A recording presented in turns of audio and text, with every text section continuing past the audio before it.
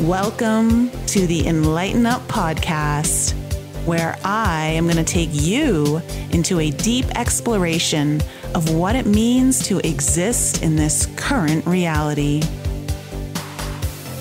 We are going to raise your vibes, open your mind, expand your heart, and dive deep into the wondrous mysteries and possibilities of this lifetime.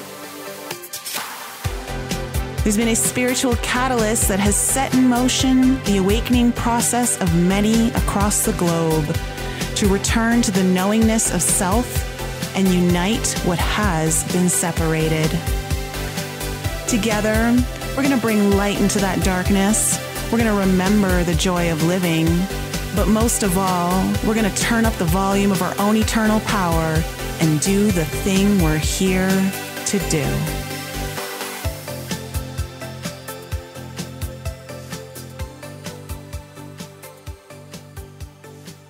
Hi, everyone. Welcome back to another episode of the Enlighten Up podcast. I am your host, Nicole Frolick, and today I'm really excited to introduce you to a brand new guest to the show.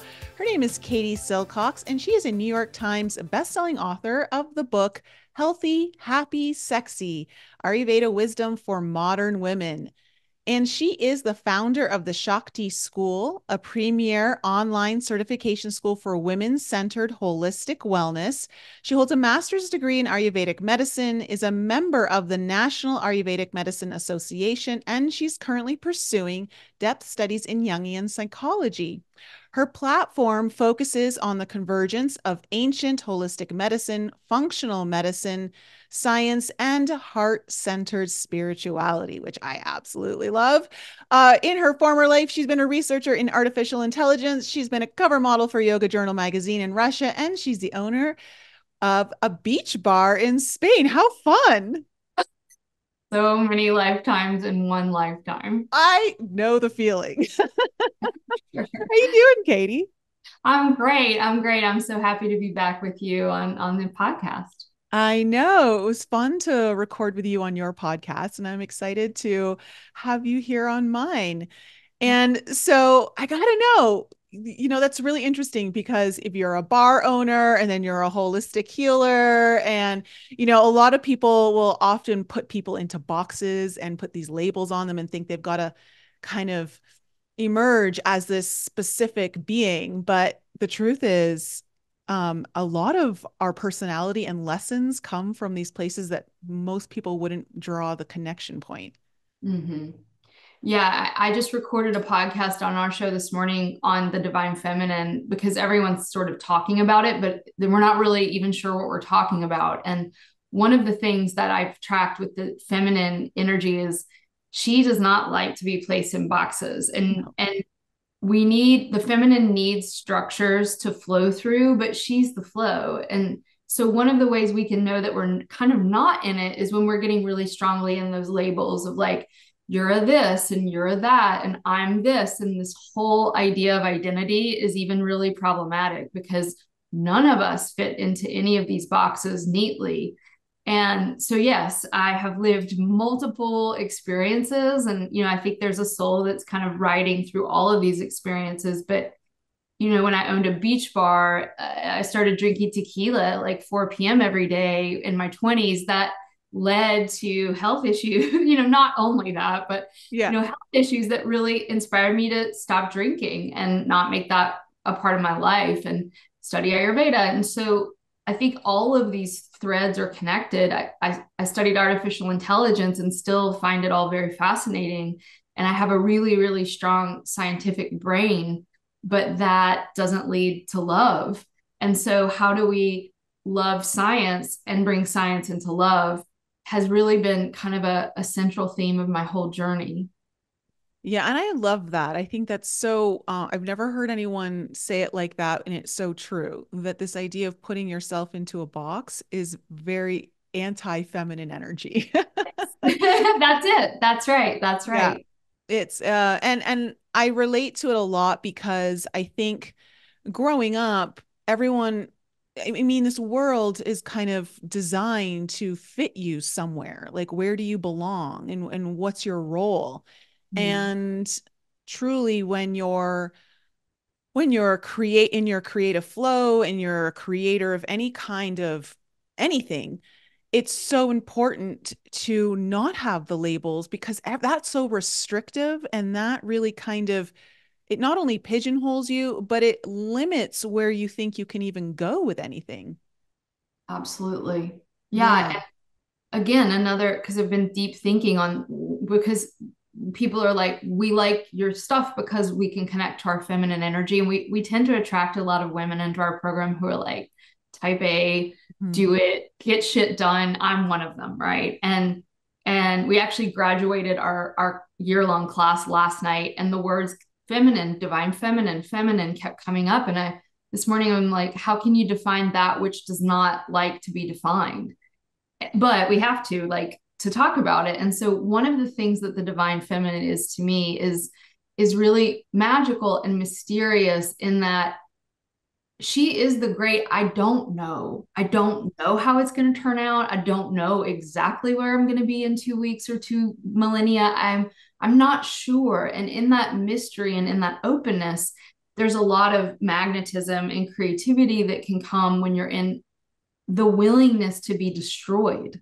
Mhm. And I think we live in a culture that's so much about shoring ourselves up, shoring up our identities, our bank accounts, our houses, and that makes sense. It's not bad to want to have safety and comfort, but like the destructive element is the thing that really brings in that new water that can take you to that next place. And I will say it's easy to talk about and it's really hard and sometimes miserable to be in that willingness to let the old you be destroyed in the fire of who you're becoming. Mhm. Obviously, there is an enduring you that we're interested in that continues throughout, but yeah, like these old models are sort of things that we cling to thinking that they're keeping us safe when they're actually preventing us from stepping into something even better, Yeah. as you Yeah. know. Yeah, well, and even as you say that, it's something that, we die and rebirth ourselves often throughout this life. It's not just a one-time death rebirth kind of cycle. Like we're constantly going through this death and rebirth cycle of ourselves, and sometimes it's a little more it's an easier transition, and there's other times where it feels very jarring. And I think when we're really pushing ourselves to become the greater versions of ourselves that are ultimately they're waiting for us as we go through a lot of this deeper work and the healing and the evolution of our own conscious mind, that it can almost feel like you don't even know who you are anymore. And even, I mean, I even was struggling with that like this week, of realizing there's so many new things that I'm stepping into, and it's like I don't know this version of myself yet. It's really scary. Like, who is this person? And am I ready to really let go of the old version? And that can be really difficult. And being on this journey for 25 years, you'd think that that part would maybe be behind you at this point, but it's not. If you're constantly in the space of healing and evolution, it's going to be an ongoing process. For you, how long have you been on your journey, and what have been some of the pivotal moments that were defining moments in changing your trajectory? Mm. Yeah, I mean, I think I get caught in that same mindset of you would think after, I think you and I are similar of age, and like you would think after this many years that I wouldn't still be X, Y, and Zing. And it's like, yes. And also, I think it's a good sign on the spiritual path when you feel like I don't know exactly who I am or what I'm meant to be doing. I feel like I'm being held out in an abyss. There is fundamental groundlessness is the underlying nature of reality, according to the systems that I've studied, which is multiple ones. And they call it fundamental groundlessness, but it's also when you realize there's no ground, you realize that there's no ground. So just jump, right? And it's also fundamental fullness. And that's the masculine and feminine, fundamental emptiness and fundamental fullness coexisting all at once. So when you're in that openness of, oh shit, I don't know, my mentor says to me, this is a really good sign. And also, one of the constructs that I think folks like us and your listeners are trying to work through is this idea of being broken and needing to be fixed, of being problematic and needing to come into fullness. And from a tantric perspective, that whole setup is not exactly the way things are. That the innate nature of who we are is intrinsically holy. And we parse things into today I'm doing good, or tomorrow I'm in a dark night of the soul. And so to answer your question, I've been on this journey for probably many, many, many thousands of lifetimes, but I really seriously started studying meditation when I was about 19, and yoga and Ayurveda and all these things developed after that. But my path really, really shifted when I, like you said, was on the cover of the yoga journal. I was a pretty well-known-ish teacher traveling the world teaching Tantra from very much like a good, but a very male patriarchal lens. And I had a panic attack the month that I was on the cover of Yoga Journal. And I thought I was dying. I like went to the hospital and they, did all the blood work. And I was like, I'm sure something's so bad, something's so wrong. And the doctor, and by the way, it already had a book come out. I was on the cover of the Yoga Journal and I was touring the world as a well-known teacher in yoga and meditation.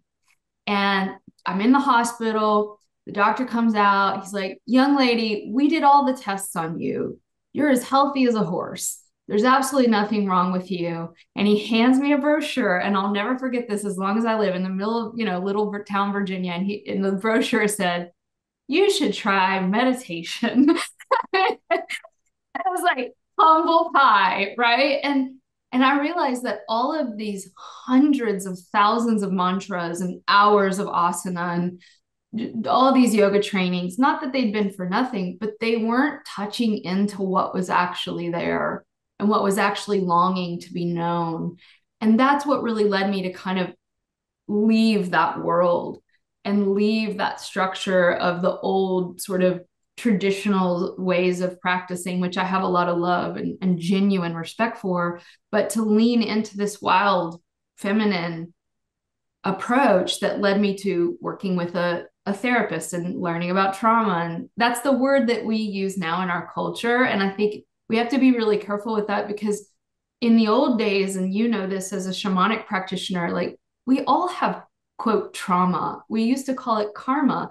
It's the way in which what couldn't have been processed or seen through the loving eyes of compassion in the moment is stored in the system, and it's largely unconscious. And so bringing that out was actually the path for me, rather than what I had been doing, which was, oh my God, I'm so fundamentally fucked up and broken. Let me do all this yoga and meditation and mantra and visualization and all these things to just feel better, to just feel like I could function on the planet, to feel like I was doing something to fix a fundamentally flawed human. And that orientation has been shifted. Now, does it come up all the time? Sure. But if you can start from what my mentor calls the healing vortex, which is this place of love and openness and looking at your life and all the light and the dark with a fundamental sense of richness and appreciation, even the stuff that's tough, that actually creates the energetics that enable the patterns from below to emerge. As long as we're in a constricted state of seeing ourselves as, and parts of ourselves as bad, we create an energetic system of tension and tightness. And in Ayurvedic medicine, we say this energy prana cannot flow through tension. And so it's this radical allowing of whatever it is, demon or angel, and we're the ones labeling it, to be met as divinity. That's what allows the whole energy system to actually open up and relate to things. But here's the key. We can't, and I struggle with this, right? We can't want them to change. I mean, we can want whatever we want, but it's helpful if we can actually meet things without expecting things to transform and alchemize and be better. Mm-hmm. It's like, that's the secret. It's like letting it there. Yeah, go ahead. No, you're absolutely correct. You're absolutely correct. It was a lesson I learned probably I would say very early in my yoga experience, as someone who was deathly scared of the yoga community, I Smart, I you're a smart girl. I was so hesitant to get involved in yoga just because the community itself felt so rigid. It's so funny because it's all about flexibility, right? Flexibility.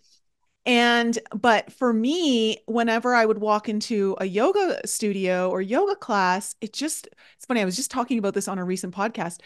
It feels like everyone was so serious and everything had to be perfect and everyone need to look perfect. And it was just, I'm like, I'm coming into this and I am so imperfect in this place. And I don't feel comfortable to just be imperfect. And so luckily, I had enough courage after only 4 months of trying yoga to actually go for my teacher's training. But I chose a place in Costa Rica that was very different from most other yoga schools in that it allowed you to find your flow. Like it wasn't about, we're not going to teach you our way. We're going to guide you to find your way. And so that to me felt less intimidating and more open. And in that particular 1 month program, I remember being in just a seated, spinal twist. Okay. A really simple yoga pose. But for me, I was so like frustrated about like, why am I not where everyone else is? Like, why, and it's just that like type A personality of like, I need to control my experience. But realizing, what if I was just okay with where I'm at right now? What if I just let it be? And in that moment of just relaxing and enjoying where I was, that's when my body opened up and I went so much deeper into the pose than I ever was able to go. Exactly. And that's a physical manifestation of exactly what I'm speaking of. And obviously, energy was involved in your emotion and your mind. And I mean, obviously, the yoga world's vast and you can find, but to me, that's the feminine. Mm-hmm. And what is so beautiful is the yin and the yang, right? To be able to find in ourselves the hatha, the sun and the moon of how. So I have a school that has thousands of women in it. And let me tell you, as the leader of a school of thousands of women, all you want to do is like be in your masculine with all these women to counteract all of that feminine energy. And I have to do that, right? In some ways. And then, I want to go be with my man and be a girly girl again. But my point is in our own selves, that creative life bringing energy happens when we can actually hold both Mm-hmm. in equal amounts. Because what I was going to say is, if you've spent time around 1,000 women, you start to realize that just feminine energy only isn't great either. Oh, it's Like, not. it's at the extreme, it's called chaos. And Mm-hmm. so rigidity, this is what my teacher says, rigidity over here, chaos over here. And both in the nervous system, rigidity and chaos are both extreme states of the nervous system that we want to avoid. And so very much, I think for everyone, it's about noticing when we're going into more rigidity and noticing when we're going into more chaos, and not making either of those bad or wrong, but dancing a middle ground with those rather than living in rigidity or living in chaos or Mm-hmm. living in both extremes. And I think what I love about Ayurveda is that it teaches us that by nature, by birth, your mind body type, your uniqueness is going to have a tendency towards more rigidity as a tendency or more chaos. And if you love rigidity, you're going to become an anatomy obsessionado and study maybe Iyengar and yoga and Bikram and like want to have every pose perfect or only this sequence, right? If you're more of a chaotic person, you're going to want to be in the feminine form flow, right? And you're going to want everything to be open. And so I think there is that dance, and that's tricky because if you're out of balance, you will seek experiences, people, food, everything that will take you further into your imbalance. Mm. And if you're in balance, you seek things that'll take you further into balance. And so it can be a tricky ride because how do I know if I'm speaking from or living from my intuition or living from something else. And so being able to distinguish the true voice of my intuition and my knowingness from the sneaky voice of my ego and all of my strategies and manipulations, which we all have, right? Yeah. To know the difference between the two, I think is really what yoga should be about if we're speaking about it on a subtle level. Yeah. And we have these extremes. I love that you describe the rigidity and the chaos within the nervous system as like two ultimate polarities that our system is trying to avoid. And at the same time, recognizing there is a time for absolute rigidity and Absolutely. there is a Absolutely. time for pure chaos. Absolutely. Because like there's going to be a time where I'm like, no, this is my boundary and you are not crossing it. You can be very Exactly. rigid in that. And then there's another time you're like, you know what? I don't know what's going on. I'm just gonna freaking go with the flow. And I'm just gonna like stumble around and be like a leaf and get blown around and I'll see where I land. And there's nothing wrong with either or. It's just like you said, you don't want to live in either or all the time. And growing our capacity. I love that you mentioned that because it's not about not doing them. Yes. It's about growing our capacity to remain not necessarily even calm, but that there's a witness who has the resiliency to be able to withstand both the state of rigidity and the state of chaos. Because for some people, it feels terrible to put up a strong, rigid boundary.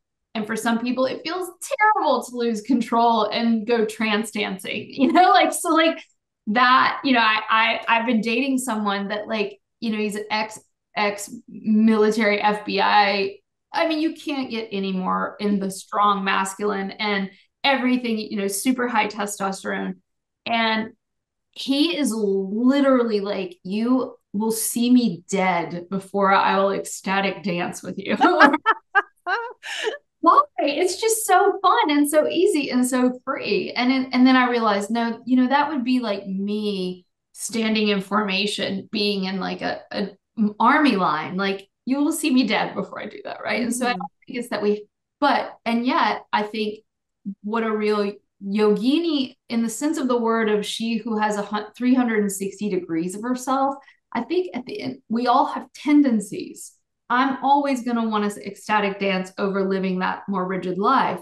But I think the true goal is that we're able to access these parts that, like you spoke of in my podcast, that can play or that can be disciplined when needed. And that really is the opening of the being and the consciousness. Yeah. Can you become the master of both instead of letting them master you?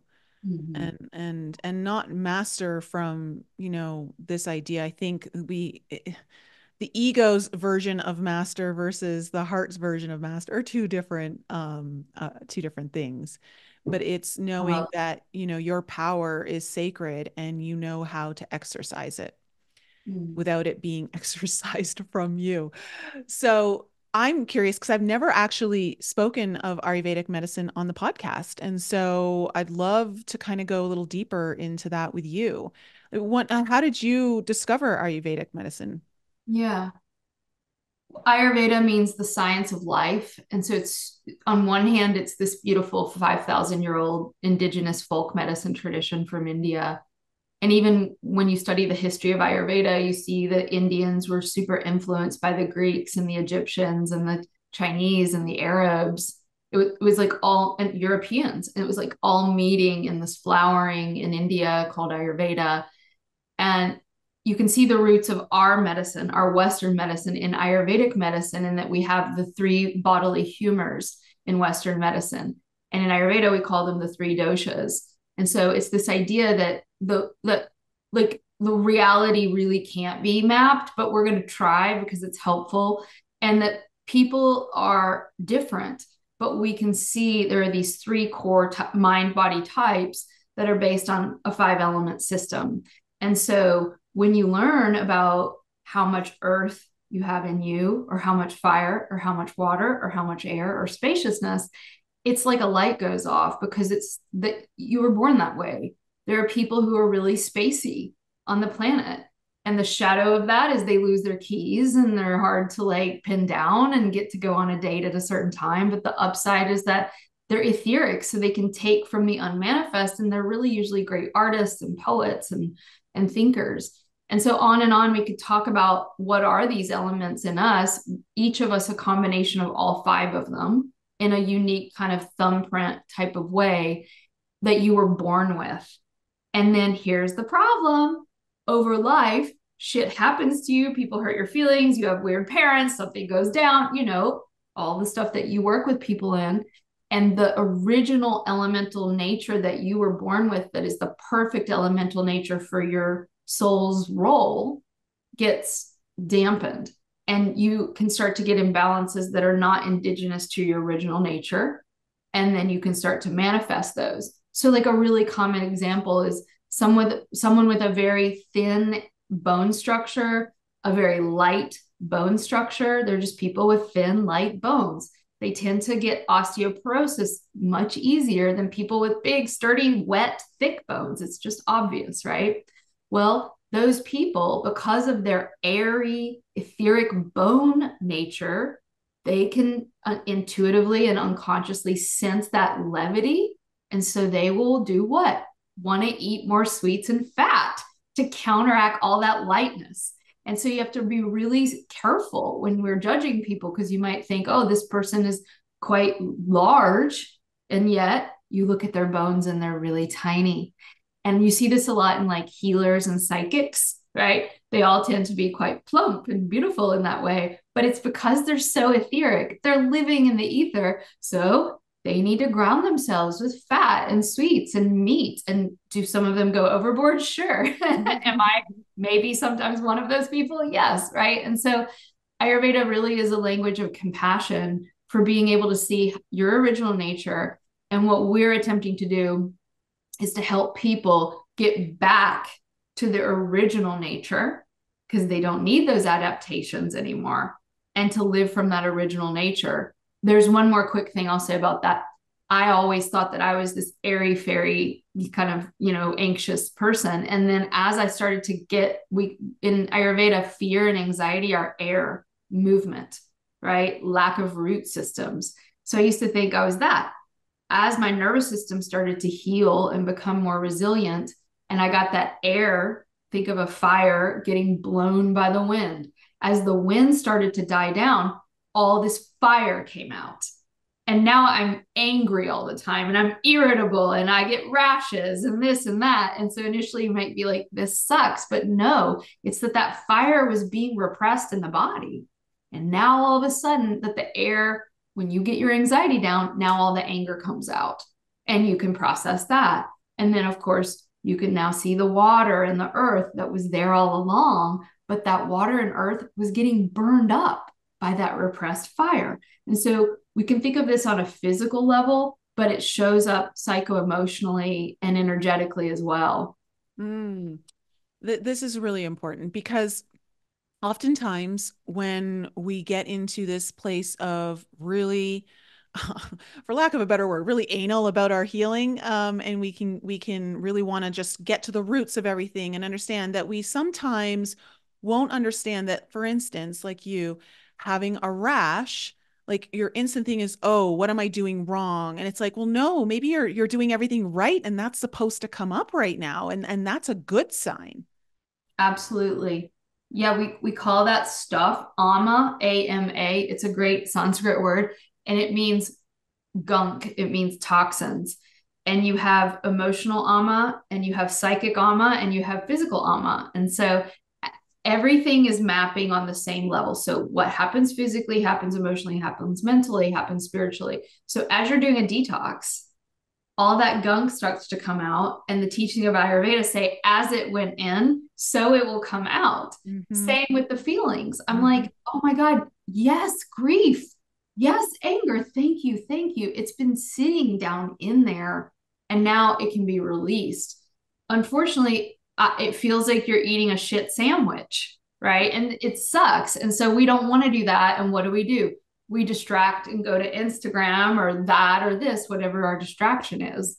So if we can kind of just stay with it, yes, you're right. Usually it dissipates and digests itself. Mm-hmm. Mm-hmm. Yeah. And so I think that's just really important for anyone out there because sometimes you don't realize that as you are getting stronger in your own healing, you're now in a place where the really heavy stuff can come out now. And so it's not that you're not doing something wrong. It's probably because you're doing a lot of things right now.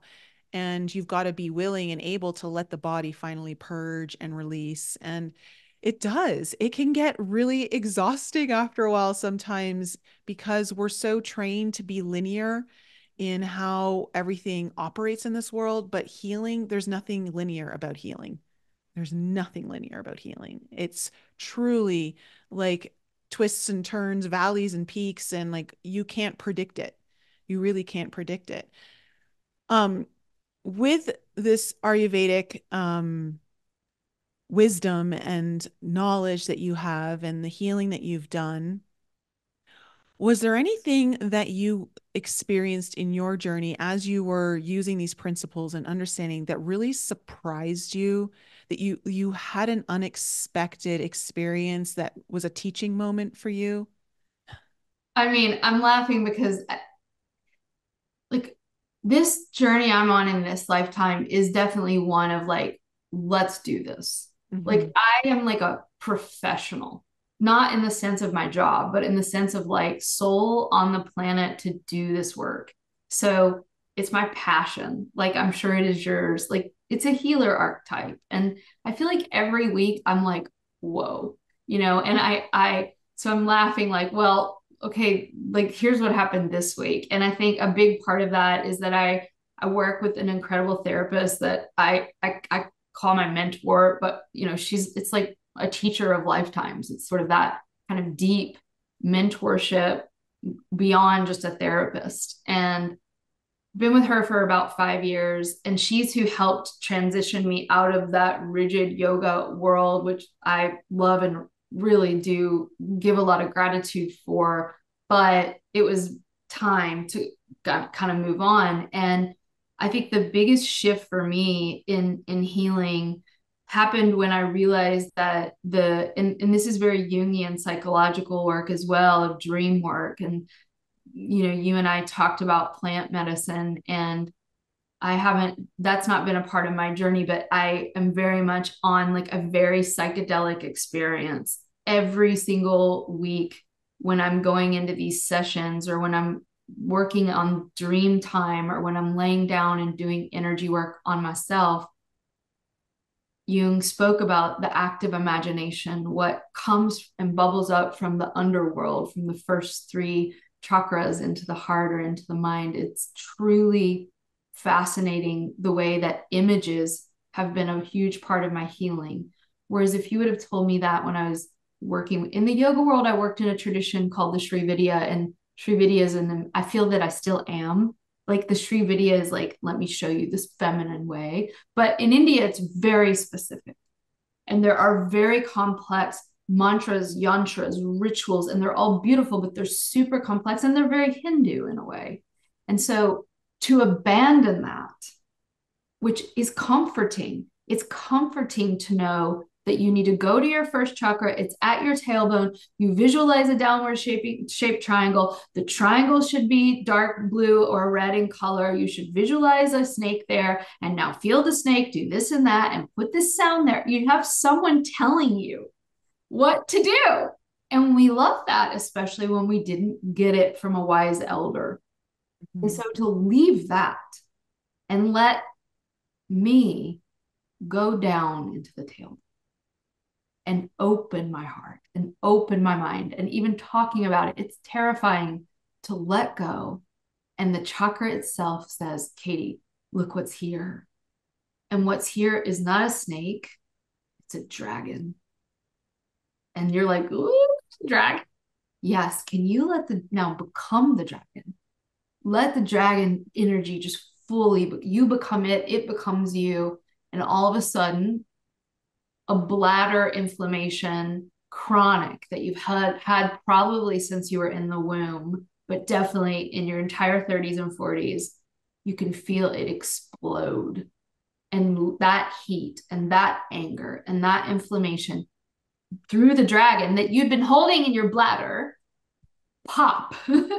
And now that wild dragon that's also pretty stable and knows what it's doing takes up the whole room and leaves your bladder. No one would have ever told me to do that in a yoga class or a Shri Vidya retreat or a 10-day ashram meditation, because no one can tell you that. That is an intimate, psychedelic inner experience of you meeting you. And I think most people don't have those experiences because we have not been trained to think that that is okay. If anything, we've been trained, men and women, to think we're cuckoo if we do that. And so that, to me, just having a mentor give me permission and teach me how to do that has been, I mean, I obviously adore my teacher, and I think it can be helpful to have a guide. So that's been a big change for me. Yeah, I love that. And I think, having someone to lean on is paramount in this journey. You need someone to bounce some things off of sometimes, even if they don't say one thing to you, it's just they're holding the space for you to talk, to say it out loud. I don't know, for me, sometimes I'm just, as soon as I hear myself say something to someone else, it's all of a sudden clicks. I get the answer already. But this idea of allowing the vision to be shown to you, the image, through some symbolism, through that very strong imagery, is something I'm very familiar with and have worked with since I was a teenager as well. And that is, to me, the most beautiful part of learning, healing, is to let it be shown to you through you. By you just letting go and allowing whatever is going to surface without any expectation, without any understanding of what it might be. And that's the beauty of going into the emptiness. In the emptiness, anything is possible, right? When it's full, you're working with limited resources. And so this is something that I think is a beautiful gift. It's one that I've been so grateful to have such a strong imagination that I don't feel any need to hinder it or judge it, just to let it flow. And as a result, I've been able to see for specific clients what their healing could potentially be offering them through a little mini guided journey, which then allows them to go and explore it on their own, or allow something new to come up. Because when you start to break the walls of potentiality of what you think everything needs to be, and you go beyond, which is that very Piscean Neptunian energy that the Jungian wisdom is very much based in, is this boundless possibilities of limitlessness, and anything's possible. And what if you just explore? Because I truly believe that if we see it, even though we've never known it before in this lifetime, it exists somewhere. Absolutely. Yeah. And even the energetics of how we meditate. So meditation has been taught to us as a masculine form. When we meditate, often, at least in the yoga world that I come from, and some of the Buddhists, of course, the tantrics are slightly different. We meditate typically by watching the thoughts and watching them pass. And maybe we have a mantra. Maybe we, now people are starting to explore the body a little bit. But in Hinduism and Tantra from the Hindus, you go up the front of the body and out the head. And there's a joke. It's of course, the man who made, would want his energy to go up and explode out of his head. That's a masculine way of having an orgasmic experience, right? And the feminine has a very different ecstatic experience. And so in Taoism, it's much more aligned with balance, in the sense of we go down the back body. You drop your attention like a waterfall down the back of your spine, and then you come up the front body. But in other traditions, like the ones we practice, you're not just going up and down, right? It's 360 degrees, it's spiraling. And so we go out the front body and around like angel wings, or we go out the back body and let it come back. And there's so many ways to meditate with energy that allow you to actually experience dimensionality and sacred geometry. And for so many of us, we've been taught to stay in that limited possibility. And so I think you'll find this interesting when you meditate. So imagine drawing a line from your throat all the way back as far as you can imagine behind you. Just asking people to leave their physical body at the throat or the heart or the belly and go backwards. Most people's energy bodies are way, way, way out in front of them. That's, we drive, we're on the internet, we're looking at our kids, we're looking at TV. And so our energy is going out, which is all future oriented. And the front body is the material world. Mm-hmm. So it makes sense that everybody wants to go and do ayahuasca right now because we're so material world living and obsessed.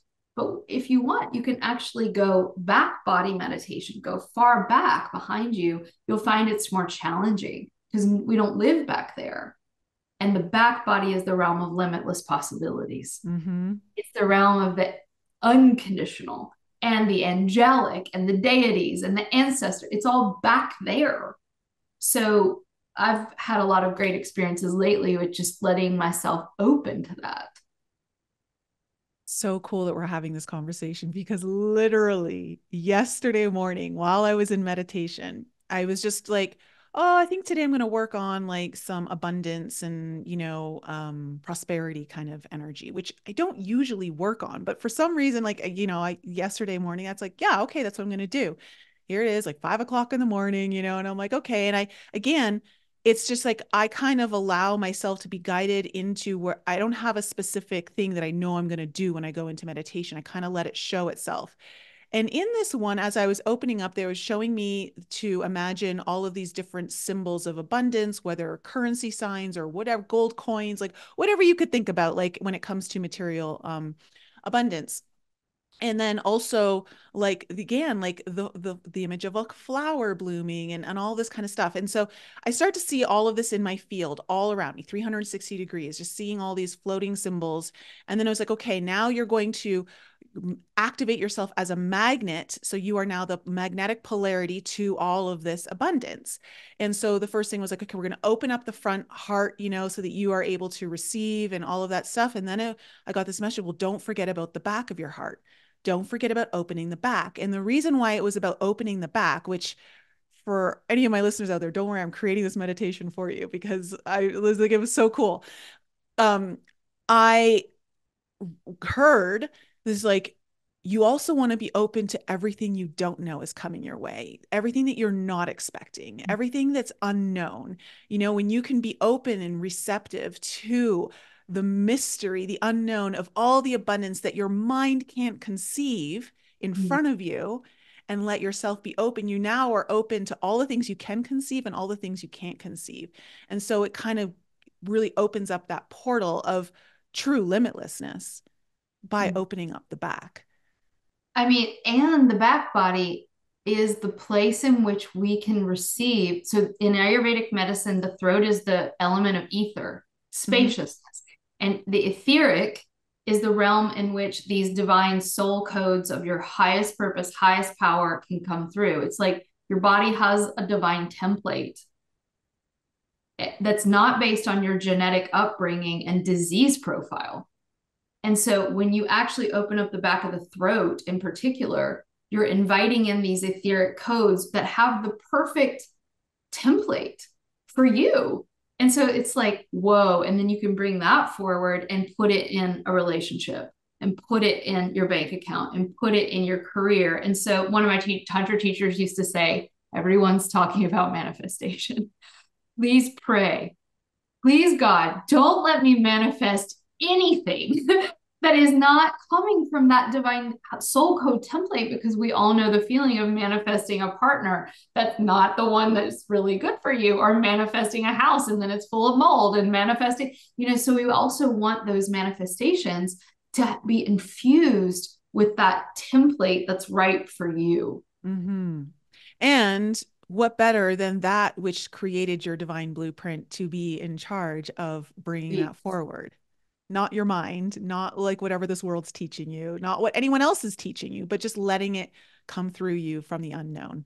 I'm tearing up. Yeah. I mean, that really is for me what it's all about. It's like humbling the ego who thinks she knows, right? So certain, and allowing that higher mind to bring it in and take away that which is not. And I think that's been a journey and still is a struggle for me of like, please take away the things in my life that maybe I'm attached to that aren't that.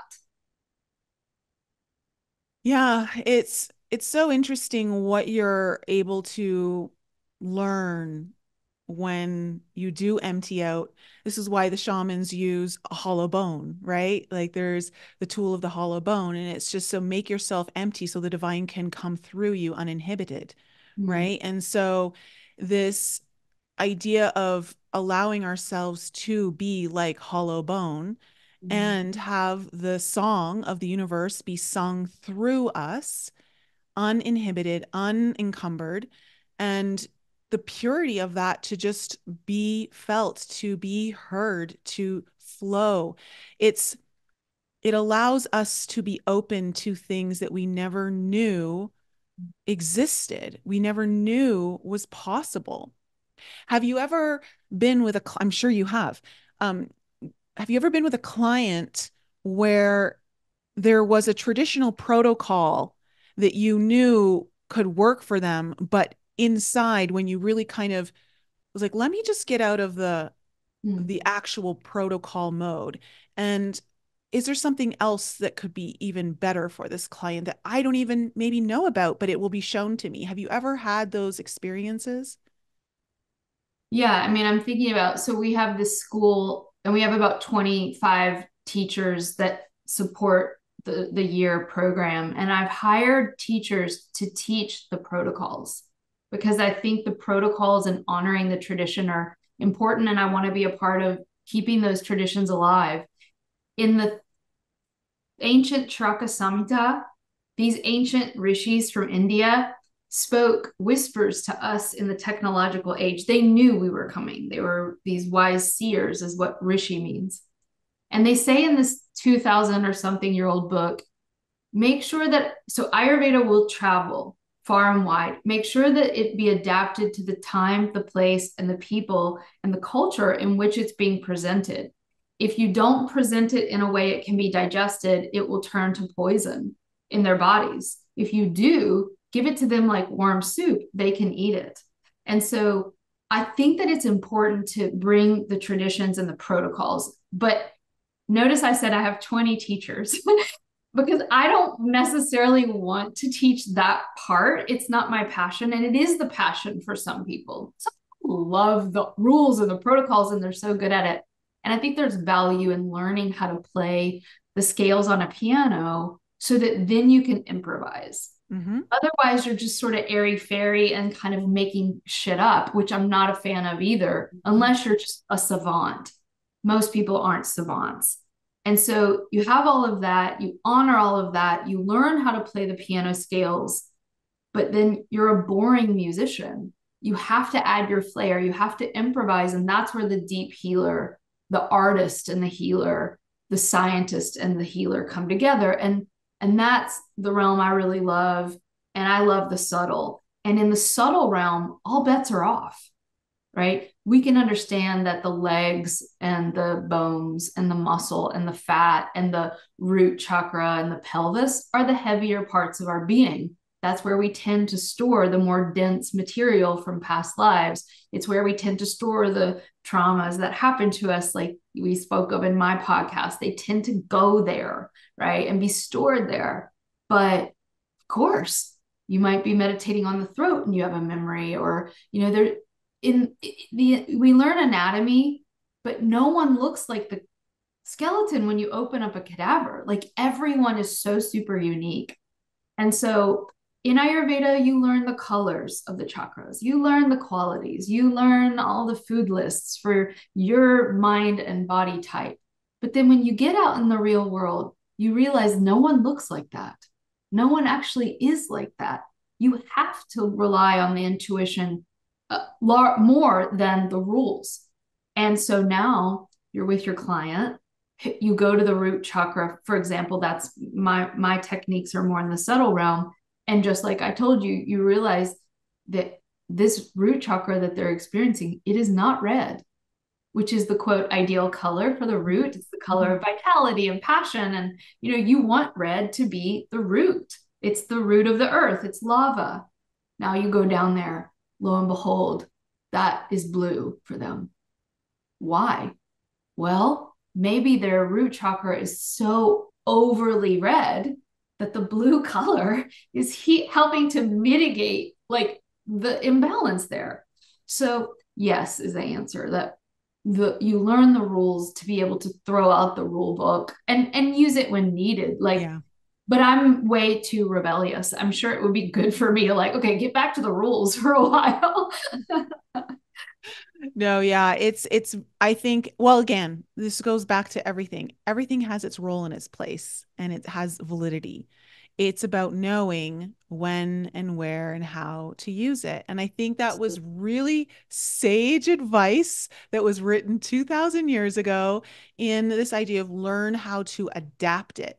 And I think that's something that can get really, well, it can get missed in a lot of different arenas. But when we talk about even just the spiritual communities and the metaphysical communities, is this idea of well, no, we need to be like the ancients and all that. And one of the messages that I've been getting through my work is you can take the ancient shamanic principles, but know that you are an advanced being living in meaning like you're living in a world that's advanced from where that originated, and it's good to adapt it to whatever you feel is pertinent and potent for this time period and the people living in it.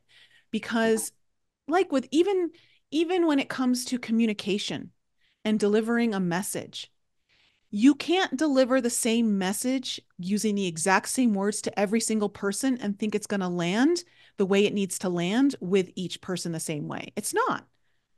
You've got to learn how to adapt your message so that the person can receive it.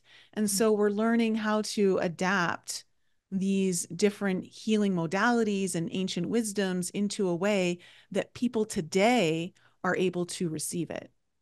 Well, I'm smiling as you're saying this because also the more you expand your consciousness, the more you realize that we actually are those ancients. Mm-hmm. And so it's so funny, we are them. They're back. It's you and me. And now we're dealing with what we're dealing with in this particular earth walk. That is a truly challenging one in some ways and an amazing one in other ways. So I had a teacher, a healer friend last week. I was telling her I was taking some pharmaceutical medications for something, and I don't love that, but I'm also not an extremist that never takes anything, right? We embrace science, medicine, Western medicine, and Ayurveda. And I said, oh, I'm taking these pharmaceuticals, but I really needed them for this thing. And I'm actually feeling so much better. And she was an osteopath, so she was doing craniosacral and feeling me. She's like, you feel really good.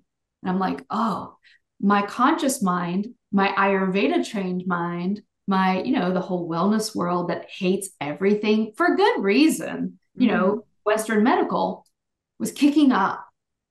And she was like, you're actually in a much better state and you're using the medicine as it's meant to be used for a short period of time for an acute thing. And then you're going to go back and heal yourself from that. Mm-hmm. And she said, you're not living in ancient India where you are in a community of healers and women, and you guys are going out in the backyard and boiling down the turmeric and holding one another's babies, where you have the luxury in some ways of being able to do things all natural. We're living in isolated communities. We're online. I mean, we have to be realistic with our healing practices. And I think there's just so much pressure, at least in some of the more like herbalism and Ayurveda and yoga worlds, to be either one thing or another. And I think that's extremist thinking. I think it's fundamentalism. And we celebrate women who take birth control, if that's their choice, who get Botox, who dye their hair. And, that's like sacrilegious to some people, where you have to be all natural all the time. And I really reject that notion that we're even able to pick and choose. And I think people can have a humbling moment. You know, Mm-hmm. if you break your arm, you're going to be very grateful for Western medicine. No, absolutely. I feel the same way. And I think it goes even back to the very beginning of talking about the rigidity and the flexibility. And it's like, even in your mission to heal, you can become so rigid that you actually lose touch with a medicine that could be of use to you that is coming from this world today. And it Right. could be some kind of pharmaceutical. Yeah. I'm the same as you. Like, um, I rarely take any kind of over the counter Yeah. pharmaceuticals or drugs, but there have been times where one literally saved my life. Yeah. I remember being in Bali for 30 days, and just traveling and backpacking and going through, and I ended up getting the Bali belly, as many people do. And I was like, I'm gonna heal this. And of course this was a time when Eat, Pray, Love had been out. And I was like, I'm gonna go to that healer that's in the book, and I'm gonna go to her. And I went to her, and she made me sniff all these concoctions, and she was like, you should be better in the morning and all this kind of stuff. And of course, there was a moment where I did feel like 25, 30% better. And I was like, oh, okay, it's going to work. And then the next day, no. And it was just horrible. Like, just all of the things that come with the Bali belly, which are not fun. Like, I could not walk down the street for 5 minutes without needing to run to a bathroom. And it was horrible. Nothing was staying down. Like, it was like I couldn't eat. And I was like, 5 days went on. And I actually had a local Balinese person come up to me, this guy who was trying to sell art, and he asked, and he could see that I wasn't feeling well. And I told him what had happened and that I'd gone to the doctor. And he's like, oh, Nicole. He said, you need real medicine. And I was looking at him going, what do you mean real medicine? I was getting real medicine. And he's like, no, you need to go get antibiotics. And I was like, antibiotics? No, that is like the devil. I am not getting antibiotics. Of course, as soon as I went to this other island, Gili Trawangan, I went to a 5-star hotel. I went straight to their infirmary. The guy looked at me and goes, here's your antibiotic for $10. It's probably one of the strongest antibiotics on the market. Okay, my girlfriend who I was traveling with is like, holy crap, he gave you that? And I'm like, yeah, my life got so much better within like a few hours. And then I was able to actually enjoy the rest of my trip. And it's just like one of those moments where I kind of needed it in that it was an emergency Oh, situation. and it's a teaching, Yeah. right? So many herbalists and so many vegans, and no offense if that's your diet, but so many vegans tell us, oh my God, I started feeling better when I actually ate a little bone broth or ate a little ghee or a little bit of meat, God forbid. And in India, in Ayurveda, you're supposed to, I don't recommend this, but the ancient teachers were not politically correct. They were super hyperbolic with their words. They were super, and still are, super bossy. And one of the things in the ancient teachings, it's like, if you have a client that needs meat, you tell them that you're giving them a vegetarian soup, and you make them a strong meat bone soup to get them better, and you tell them it's vegetarian. Lie to their face. The doctor is told to tell the patient, if they're dying in 6 months, you tell them they're as strong as the horse and they will never die. It's like, we think this old way was like so spiritual and mystical and this and that. No. The old people, the old mystics, man, they would be canceled today, right? Like, they were not concerned with your feelings, and they were happy to lie to you. And I sort of love that kind of Wild West spirit. And I think I and many people I know will have to go through a similar story of the Bali belly. I've had the Delhi belly, where you're like, oh my God, there are so many good things about my country and my culture and Mhm. Western medicine. And truly, we could talk for an hour about the horrors of Western medicine that are also true. Yep. But I think that truth exists somewhere in the middle. And I think too, like the way I look at it is like, I live my life as natural as I possibly can. And so when I do go to use it, I have no shame anymore. It's like, you know what? It's okay. It's okay if I'm having a moment and my headache feels like it's gonna like burst my head open. Like it feels like there's knives like just stabbing the side of my head. It's okay if I take, an ibuprofen or something like that. And that is something where I have compassion for myself in the moment, knowing that that's not how I live my life. So it's okay to have a Band-Aid every now and then until I get my strength up and then approach it in the way that I'm used to. And I think that's important learning and wisdom that comes from from the extremes and actually find, oh, wow, the middle is the best place to be. Yeah. It was been such a pleasure having you on the show and having this conversation. I think it's super powerful and important for my listeners to understand that it's okay to go natural and it's okay to be going through these Eastern philosophies, but don't discount the Western ones too. They have their place and their role, and there is wisdom there. It's just a matter of understanding what's going to work for you. And again, this idea of what works for someone may not work for another, and it's okay. And embracing that flexibility to be able to flow and know that things are ever evolving and changing, and what you needed today may not be what you need tomorrow. Yes, exactly. Exactly. Individualized medicine is best. And I love that you've been able to go from this very science background of AI research and very science oriented, and then really kind of dabbling in the mystical realm and seeing like what can be birthed through that. And then learning how to bridge the gap and marry the two in harmony. Because I think that the science has its place and the mysticism has its place. And the whole reason why we struggle is because we think it's one or the other, and it's not, it's always and. Exactly. And when you study each one deep enough, they meet, because we're just talking about reality. And science is very, very excited about material reality, and mysticism is very excited about etheric reality, but they do tend to meet in the middle. But yeah, this has been really nice. Thank you so much for having me here. So what have you got going on that if anyone who's listening to the show really resonates with you and they want to learn more, maybe connect with you, what have you got going on and where can they find you? Yeah, thank you. We have a school called the Shakti School, the shorturl.at, and we do one thing once a year. It starts in January 17th. It's a year-long Ayurvedic health coaching program. And as you guys can see, as you've heard me speak, we are a very non-dogmatic, non-fundamentalist. We embrace what I've coined feminine form Ayurvedic medicine.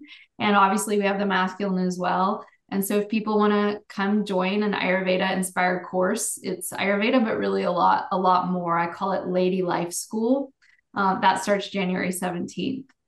Oh, wonderful. Well, I'll leave all those links for you guys in the show notes and down below the video if you're watching on YouTube. Katie, it was such a pleasure to have you on the show. Thank you so much for what an interesting conversation about health, healing, and also knowing that being empty is what can fill you up in the most incredibly magical way possible. So thank you so much for being on the show. And to my listeners, I love you so much. Have an incredible week, and I will be back with you next time. Thanks again for joining me for another show on the Enlighten Up podcast. I love you guys so much for all of your continued support. So remember to raise your vibe, find your tribe, and be open to the infinite possibilities held in the mysteries that surround us all. Thanks again for sharing the show with your family and friends. And if you're new to the show and you need to find out more information about me, please head on over to my website, NicoleFrolick.com, where you can join my newsletter. And please follow me on Instagram, Telegram, and YouTube. Keep your light bright, and I'll see you next week.